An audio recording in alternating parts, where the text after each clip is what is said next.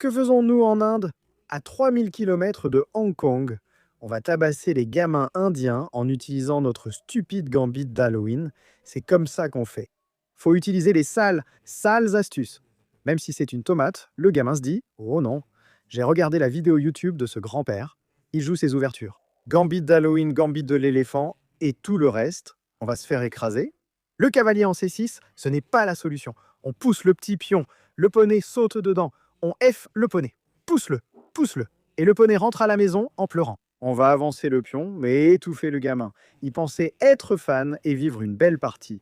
Mais nous, on est vraiment maléfiques. 99,67% maléfiques. Le gros est dehors. Je dirais que c'est une façon très délicate de jouer. On met le cavalier en B5. Fichy n'est pas fan. Nous préparons un petit piège pour aller en C et gagner la tour. Un petit mouvement du roi pour dire que tu peux sauter, mais pas de biscuit pour toi. C'est la voie à suivre. À dire quand elle se voit à suivre. Mais c'est une position tellement délicate. Toutes les pièces font la sieste. On se détend. On va sortir la dame quelque part et essayer de roquer dès que possible. La vie de chat, c'est compliqué, compliqué. On se dit: oh, des jours heureux pour nous. On peut faire une vidéo YouTube. Sortez la dame. On titille le pion en A7. Si tu le pousses, on met la dame en B6 et hop, hop, on coupe la petite tour, on coupe le gros. C'est un piège très célèbre du gambit d'Halloween. On a, je ne sais pas, fait des milliers et des milliers de vidéos là-dessus. J'espérais dans ma tête: s'il te plaît, pousse-le.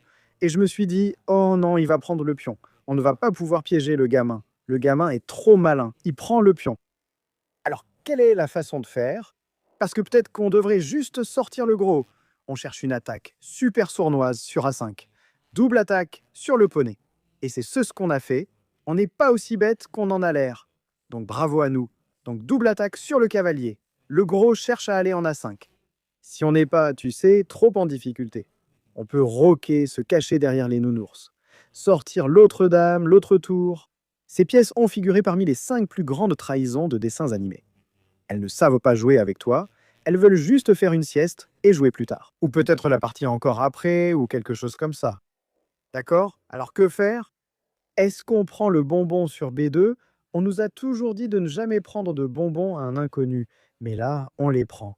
On prend le bonbon de l'inconnu. C'est comme ça. Et là, il y a eu une idée fantastique que je n'ai pas vue parce que je ne suis pas spot. Et tu peux voir la barre passer de plus 6,9 à plus rien. Et encore une fois, c'était la voie. Quelle est la voie? Ne prends pas le cavalier. La cupidité, c'est mal. Frérot, pourquoi on s'en prend à des petits-enfants? Pourquoi on s'en prend à des gamins? Qu'est-ce qui se passe? Genre, juste pour... Tu sais, hein, je pense que l'idée, c'était de mettre la dame en D4 et ensuite de prendre le cavalier avec le gros. Comme ça, toutes tes pièces sont actives. Mec, on rate des tactiques. À gauche, à droite, au centre. On parle aux enfants. On parle à l'oncle. Pourquoi on ne joue pas aux échecs? Pousse le P. Le cavalier va s'installer en C7 et se détendre. C'est un cauchemar. On va sortir l'autre dame en C4 et peut-être enfin, roquer après quoi? Le 25e coup. Tout le monde sait qu'il faut roquer avant le 7e coup, mais apparemment, on ne sait pas compter. Ça se tient. On est vieux, lent et pas les plus malins. Alors maintenant, prenons le pion en F. Et peut-être qu'il y a un mat sur la colonne E. La seule pièce sortie du côté noir, c'est le gros. Mais tu sais, un gros tout seul ne peut pas faire trop de bêtises. Triste vie de gros, vraiment. Fais sauter le cavalier. On prend le pion. Bon, sécurité du roi. Enfin, après, tu sais, 35 ans à jouer aux échecs, on a compris que le roc n'est pas une si mauvaise idée. Cachons-nous. Et ensuite, c'est quoi le plan? Mets la tour, prends le pion F, fais un sacrifice élégant de Sanchi en F6, je ne sais pas.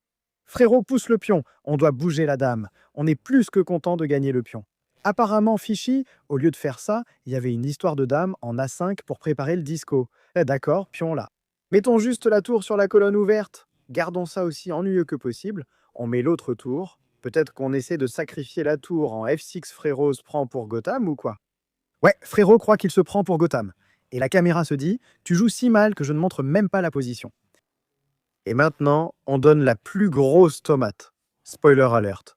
Parce que je viens du futur, je sais tout. Il va faire un coup et il va y avoir un mat en 1 et on n'a même pas vu le mat en 1. On est vraiment aussi mauvais que ça.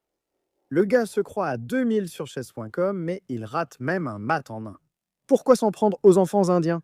Je ne sais pas, il ne faut s'en prendre à aucun enfant, ou alors à tous.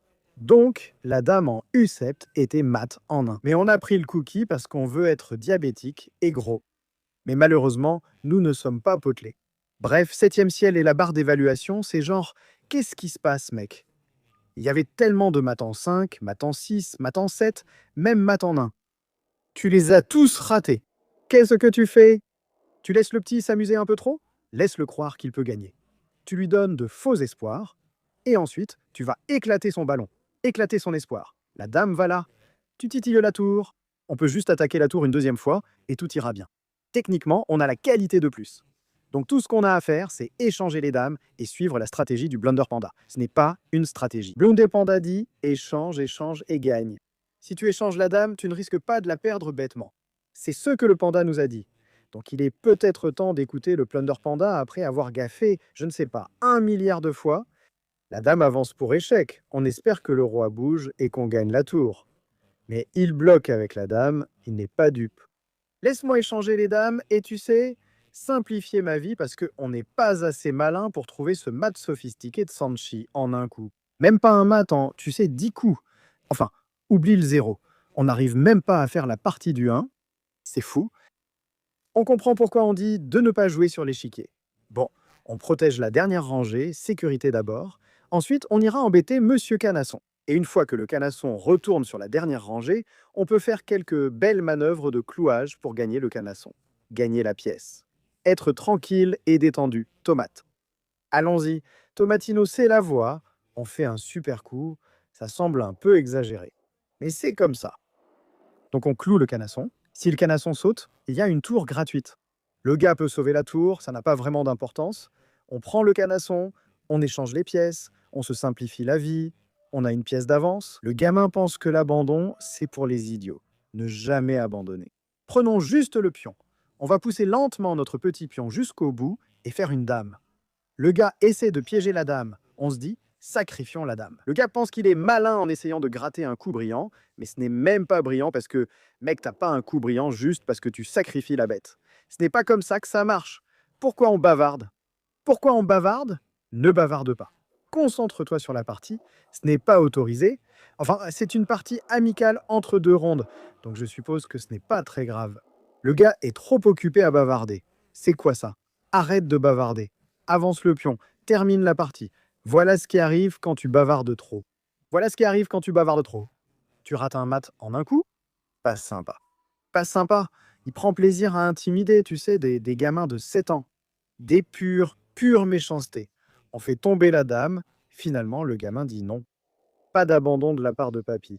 Laisse-moi voir la technique de mat du grand-père. Peut-être qu'il y a un pat. Enfin, on s'attaque au pion. Sauve la tour.